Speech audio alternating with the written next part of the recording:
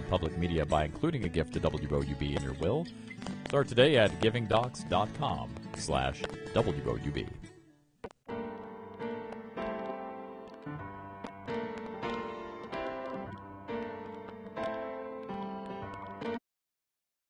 Tonight on Newswatch, Athens residents gather for the grand opening of the new Goodwill location on East State Street.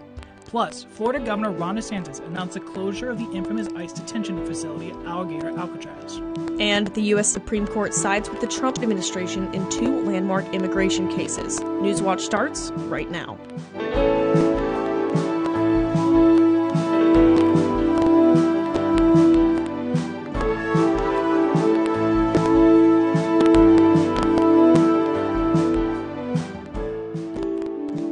Good evening, I'm Natalie LaFleur. And I'm Thomas Billington. Welcome to Newswatch. This weather is certainly throwing me for a loop. Here to break it down is forecaster Calvin Stebbins. Yeah, guys, over the past 24 hours, we have since noticed that high pressure that pretty much sat stationary over our area for the past few days start to get pushed off to the east coast as another system of storms and showers is moving in. So heading into tonight, we can expect some widespread showers that could turn a little bit more severe, but I'll talk about that a little bit in my full weather. Now, just taking a look at the surrounding areas, though, just south of I-70, 71 in Zanesville and 79 in Lancaster, then through the Ohio River Valley, 85 in Huntington and 80 in Parkersburg. Currently in Athens, though, we're sitting at around 79 degrees with clear skies out there. Heading into tonight, that chance of some widespread showers does return, and that's going to mostly return after 2 a.m., where we see that overnight low of 64. Then jumping into tomorrow, widespread showers sticking around, where we see that high of 84 with that overnight low of 66. And just even taking a look at our 3-day outlook, that chance of rain will be sticking around up until Sunday, where we'll gradually see an increase in our highs. I'm going to send it back to Natalie and Thomas at the desk. Thanks, Calvin. There's a new place to shop in Athens. A second Goodwill location in the city officially opened its doors today. Community members and local leaders were on hand for a ribbon-cutting ceremony bright and early this morning. The new store is located in the former Athena Grand Movie Theater building and is in the largest of Goodwill, South Central Ohio's 8-county region. Officials say the new space will make it easier for residents to shop, donate, and support the organization's mission. Well, what we want is the excitement for people to know that they can shop here and give here. Our missions are #1 for us, and this will help us. It'll give people an opportunity to help us to fund our missions, to help people with disadvantages and disabilities. Goodwill leaders say revenue generated from donations and sales helps fund programs that support people with disabilities and other barriers to employment. Governor Mike DeWine is blocking a bill that would place stricter mandates on the mail-in voting process. The Republican-backed House Bill 472, seeks to prevent fraud and enhance election security by requiring Ohio voters to present a valid photo ID when submitting an absentee ballot. The bill faced pushback from Democratic lawmakers who said it would cause a delay in the election process. However, Governor DeWine's reasoning for yesterday's veto was simple, that the bill was, quote, not needed. The annual Summer Scholars Program is underway at Ohio University's Heritage College of Osteopathic Medicine. Students test the waters of medical school and walk away with real-world experience. I had the opportunity to witness just how it all unfolds. It's medical school, but without the high stakes and high costs. Summer Scholars offers a program for financially burdened medical students, funded federally as a Title VII program. Yes, Summer Scholars started off as a Title VII program, a federally funded program to encourage students who were underrepresented or educationally or economically disadvantaged to go into healthcare professions. It allows students to assess if this job is a fit for them. So I saw it as a great opportunity to give me almost like a reality check of is this something you really want to do? Just kind of throwing me in there, and I've enjoyed it. Students participate in activities and classes allowing them hands-on experience medical school offers. But we do have course material in histology, physiology, some immunology, and we have gross anatomy or medical morphology as we call it, and osteopathic manipulative medicine, and we also have clinical skills courses for students. So it's not all about medicine, though. At Summer Scholars, students create a community of fellow aspiring healthcare professionals. Cookout we had after the first week when everybody was on South Beach. We played volleyball. We had food, we talked, we were playing like card games and stuff like that. While Summer Scholars is all volunteer and doesn't count for credit, there is a reward at the end of the program. The actual goal, though, is to have these students attend OU HCOM at some point. So, we do use it as one of the first steps of our pathway programs into the college, because there is a guaranteed interview associated with participation in this program. The program is offered every summer and will return for aspiring medical professionals for years to come. Florida's infamous alligator Alcatraz is officially shutting down. At a press conference earlier today, the state-run immigration center was never meant to be permanent. Florida Governor Ron DeSantis says that all detainees have been relocated to other detention facilities. Alligator Alcatraz fulfilled the role that it was designed to serve. Today it now has 0 detainees. It has helped remove many, many dangerous people from the street and get them out of not only the state of Florida, but the United States of America. The controversial detention facility opened last July. State officials built it on a training airport about halfway between Miami and Naples. It cost hundreds of millions of dollars to maintain. Critics often denounce what they described as unsanitary, inhumane conditions at the center. The Supreme Court is siding with the Trump administration on 2 major immigration cases. One of the cases allows the White House to restart its controversial asylum policy, curbing the number of migrants processed at the southern border who claim to be fleeing political, racial, or religious persecution. And earlier today, the Supreme Court ruled in a case dealing with temporary protection status, allowing migrants from certain countries to legally remain and work in the U.S. under the active designation. The court says the Trump administration can end those protections, potentially impacting millions of foreign nationals. The Trump administration says it has no plans to target hundreds of unaccompanied immigrant children. That's despite a Democratic senator's accusation that more than 500 children have been identified for potential removal. He says the list includes minors with no U.S. sponsor who've been in American custody for over 6 months. The source says the administration is trying to identify the parents or guardians of those children. President Trump is making an effort to complete the southern border wall before the end of his second term. The U.S.-Mexico border is nearly 2,000 miles long, and by the end of the Trump administration, officials project that roughly 1,400 miles of that will be covered with barriers.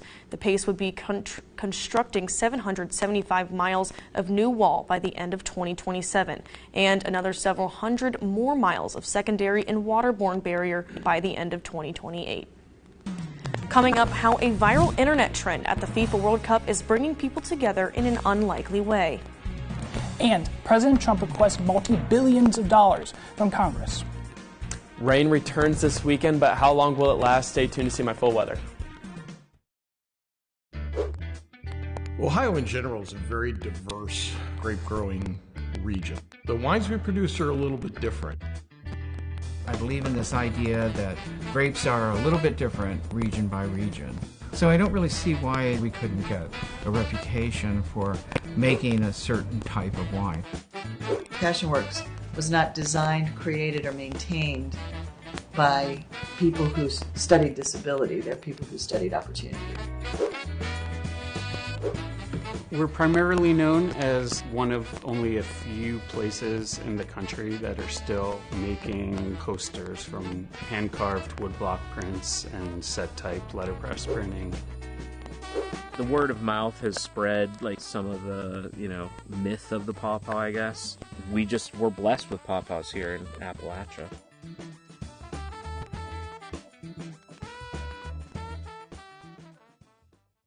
For more than 70 years, WOUB Public Media has been the place where people in our region turn to learn how stories of the past ignite the imagination of the future. It's where information, entertainment, and education work together to inform, enlighten, and inspire generations. It's the place where the community gathers to hear and see our world in new and innovative ways. WOUB, the public media you trust that's worthy of your support. WOUB is recognizing members of our Cornerstone Society. The Cornerstone Society is a group that wants to ensure the future of public media in our region. It includes people across our area who value news, entertainment, and cultural programming, as well as the educational services WOUB provides. Also included are graduates of Ohio University who took part in the WOUB Student Professional Development Program. Thanks to the Cornerstone Society for their generous support. To learn how you can be involved, email woub@woub.org.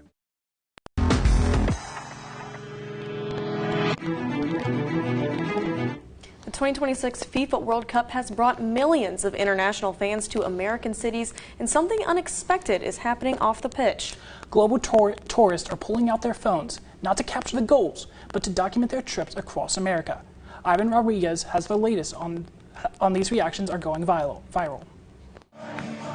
Many soccer fans traveled thousands of miles to watch the beautiful game.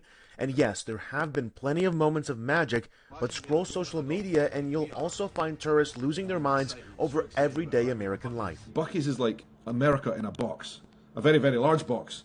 But you know, you go in there, it's very colourful, there's all these kind of gifts and all this different food and smells and stuff, and it's just fantastic. That sense of wonder has been playing out on social media as some fans encounter parts of America for the first time. German content creator Finn Augustinelli put it simply. In Europe, we have a lot of rather negative news about the Americans in the last 5 years, let's say that.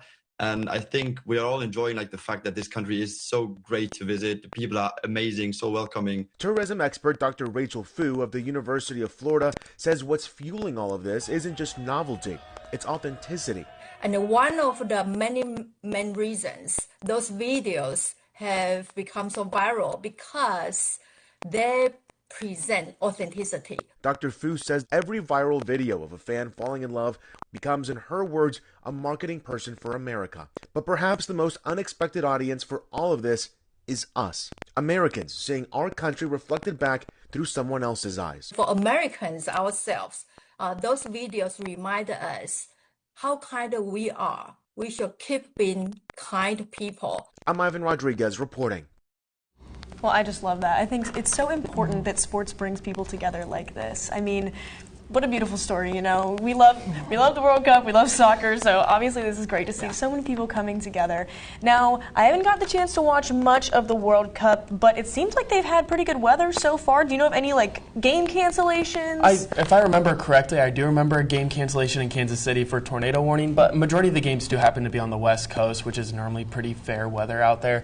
Definitely a lot nicer than it is over here, as we've seen a lot of rain move through, especially over the past few weeks. And we're expecting that to last heading in through tonight as another low pressure and cold front system is going to move across the region, which is going to bring back that chance of some widespread showers and even some thunderstorms that could turn a little bit more severe. Now, because of that, we are under a level 2 out of 5 slight risk of severe weather, with the main threat being just north of I-70 and even going a little bit more northeast. So within that yellow zone, you are expecting some more straight line winds, that chance of a tornado or two, and some hail. And here in Athens and in the Ohio Valley, we're under this marginal 1 out of 5 risk, with the main hazards being some straight line winds with those pop-up showers and thunderstorms and that chance of hail. So just taking a look at the watches and warnings, on the western side of the state, there is a severe thunderstorm watch and even a severe thunderstorm warning over by Noble and Monroe County, and that's going to be lasting up until around 7:15 tonight. So again, we're going to see some nice straight line winds at around 60 miles per hour and some quarter-size hail. So now, just taking a look at our radar, we've seen a lot of pop-up showers and thunderstorms starting to develop in those mid-afternoon hours. And as they continue to push off to the east, they're continuing to intensify, and that's allowing that chance for some of those severe thunderstorm watch to be issued. And even with some of those storms turning a little bit more severe, as we saw a tornado warning earlier in Guernsey County, which has since expired. But again, this is kind of what we're anticipating throughout tonight, with some of these storms turning more severe. So now let's take a look of what's to come. So around midnight, we're going to start to see some thunderstorms and showers starting to develop around central Ohio and move off to the southeast. So around 2 a.m. here in Athens and through the Ohio Valley, we're going to start to see that chance of some pop-up showers and even some thunderstorms. So again, make sure you have those weather alerts on tonight, just in case some of those storms do turn a little bit more severe. So those overnight thunderstorms are expected to roll in around 2 a.m. tonight. That should only be lasting until 6 before they start to clear out. And then heading into tomorrow, those dew points rising up up into those lower 70s. It's going to be a very muggy day out there with that chance of rain sticking around up until around Sunday morning. Currently, though, here in Athens, we're sitting at around 79 degrees with clear skies out there. Jumping in through the night, that chance of widespread showers and thunderstorms returns with that overnight low of 64. Then heading into tomorrow, widespread showers sticking around with that high of 84, that overnight low of 66. And even taking a look 12 hours ahead, we're continuing to see this system continuing to travel off to the east, and we're going to see a lot of widespread showers. This is looking at Saturday morning as it's continuing to travel through, but then by Saturday afternoon, evening hours, we're going to start to be on the backside of things. Taking a look at our 7-day outlook, heading in through Saturday and Sunday, that chance of rain is starting to dismiss as we're going to continue to see a gradual increase in our temperatures. And then next week, that chance of that heat wave returns with our highs sticking in those mid to upper 90s. Thank you, Calvin. The Trump administration is requesting $87.6 billion in supplemental funding from Congress. The bulk of the request comes from the Defense Department, which wants more than $67.1 billion to replenish resources depleted from the war with Iran. Other agencies are also asking for more funding because of the war, including more than $2 billion for the Department of Homeland Security. The Trump administration is also asking Congress to permanently allow the sale of an ethanol gas blend E15 at the pumps year-round. The Senate chamber is walking back on its rebuke of President Trump's handling of the war by rejecting an attempt to advance a similar war powers measure. Yesterday's vote was 47 for, 50 against, and 1 vote present. The late last night vote came after Trump expressed frustration with Senate Republicans who voted for an Iran war powers resolution on Tuesday, as well as Republicans who missed the earlier vote. Yesterday's vote marks the 11th time the Senate has voted on an Iran war powers measure since the start of the war.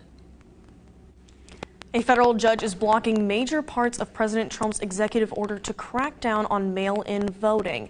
The order requires states to meet certain requirements if they want the U.S. Postal Service to deliver their ballots. It also instructs the Department of Homeland Security to create lists of voting-age citizens. The Boston-based district judge notes the Constitution does not give the president control over elections, granting that power to the states. The court injunction applies to 23 states and the District of Columbia because they challenged the order in court. The Supreme Court today sided with the manufacturer Roundup in a cancer case. A Missouri jury previously awarded John Durner $1.5 million after he developed non-Hodgkin's lymphoma. Roundup's maker Monsanto says the herbicide active ingredients do not cause cancer. The argument that won the case is that federal government does not require a cancer warning on product labels. The High Court's judgment could impact thousands of similar lawsuits making their way through the courts. The family of a Missouri teenager is suing Snapchat parent company Snap. The suit filed yesterday claims the social media platform facilitated the teen's rape when she was 12 years old through Snapchat features such as Quick Add and Snap Map. The complaint alleges those features enabled Gabriel Joel Valentin Rios to connect with and groom the girl. Valentin Rios was recently sentenced to 18 years after pleading guilty to 1 count of statutory rape or attempted statutory rape. Multiple families have sued the platform with similar claims, and multiple men have been sentenced for abuse of minors they connected with on Snapchat. There's an estimated 7,000 rare diseases globally, and symptoms can sometimes overlap, making them harder to diagnose. But experts say you know your body best, they recommend you keep fighting for care. Mandy Gaither has one woman's years-long journey for a diagnosis, and 4 things she says patients can do to advocate for their health. It started with subtle, unexplained symptoms in high school, but Lily Honeycutt's health continued to decline with chronic illnesses, stomach problems, and eventually exhaustion and serious infections. By the time I was in my late 20s, I just kind of fell off a cliff with my symptoms. This avid runner says she went from half marathons to barely being able to walk a block and sleeping 18 hours a day. She knew something was wrong, but says doctors blamed it on stress or diet, factors within her control. I spent a long time believing that it was something that I was doing and trying to change my behavior. Honeycutt says 1 doctor who listened, plus 1 abnormal blood test result and a specialist referral equaled an answer after 15 years of symptoms, a diagnosis of common variable immunodeficiency. It was incredibly validating for the most part. Just kind of in disbelief that it was actually happening. Honeycutt now pushes for patients without answers to advocate for their health by doing 4 things. First, trust your body. Second, it's okay to find another doctor, something she wishes she would have done sooner. Third, get a support system. She says there are online forums and websites with other people who have mystery chronic illnesses. And finally, hold on to hope. There are lots of options to consider other than it's all in your head. So if you're hearing a doctor jump to that, just move on to the next one. For Health Minute, I'm Mandy Gaither. Next, companies are rehiring after a series of mass layoffs caused by AI. What this means for job seekers. Put your chin on your arm. There we go. For me, photography, it's the way that I get to fight for the freedoms. It's the way that I get to show the humanity of people like me. It's a way that I get to sort of slap back at these structures that continually oppress people. Tonight at 10 on WOUB.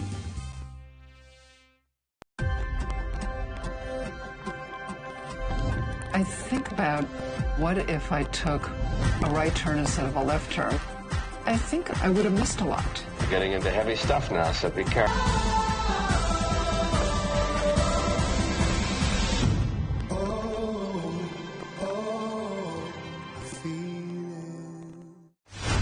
Join us for a night celebrating 250 years. It's a once-in-a-generation celebration, live from Colonial Williamsburg.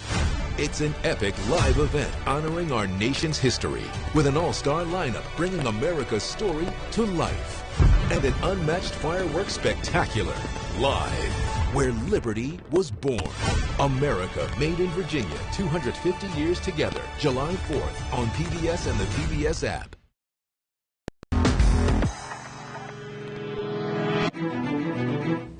Some good news for job seekers. After a series of AI-related mass layoffs, several companies have begun rehiring. Jen Sullivan has a look at the latest employment trends and how applicants can stand out. On paper, the job market looks promising and unemployment rate is low.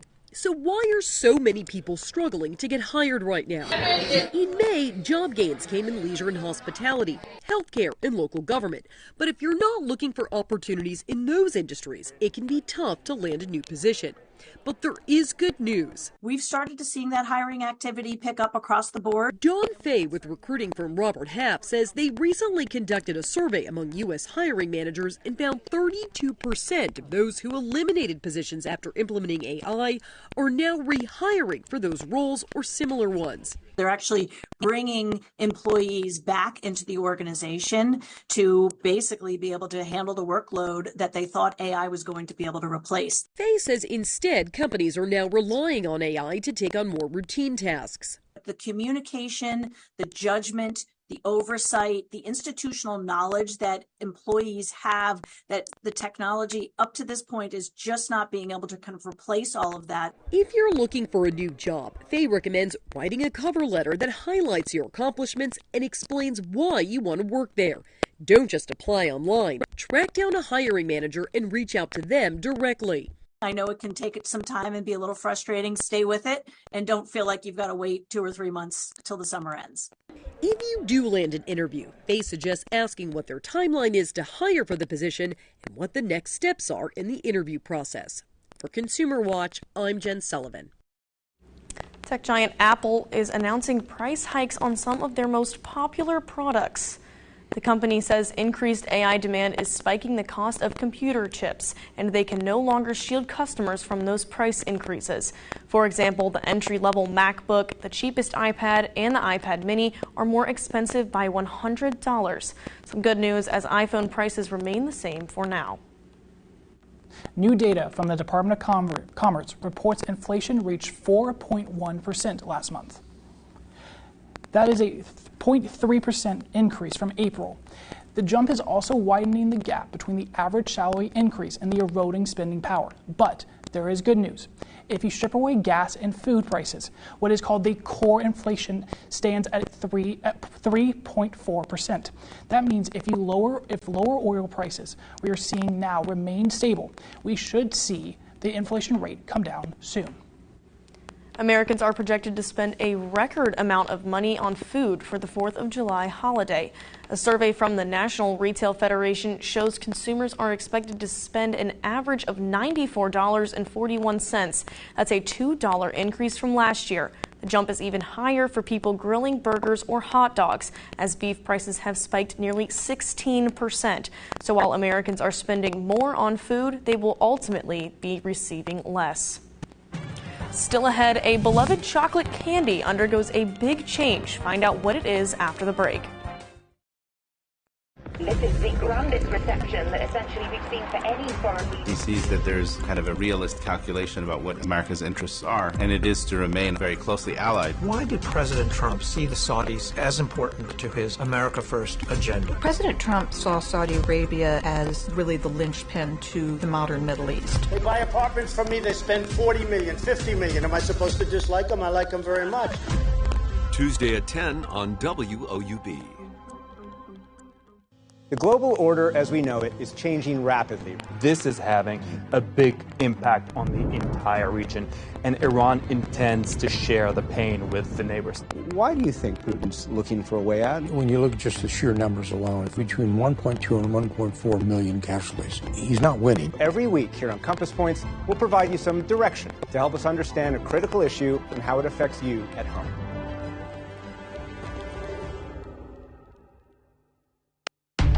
The LA firestorm was one of many recent fire disasters causing unprecedented destruction.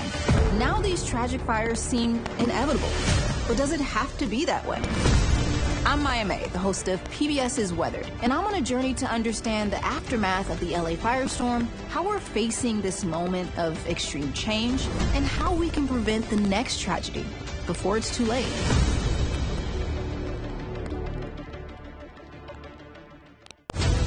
Next time, as we move further into the dry season, life begins to heat up. For countless generations, First Nations people have used fire to manage country. You look after the country will look after you. Animals concentrate around the last water, and rangers work to save species found nowhere else on Earth. Some people build cathedrals. This is our cathedral. Wednesday at 10 on WOUB.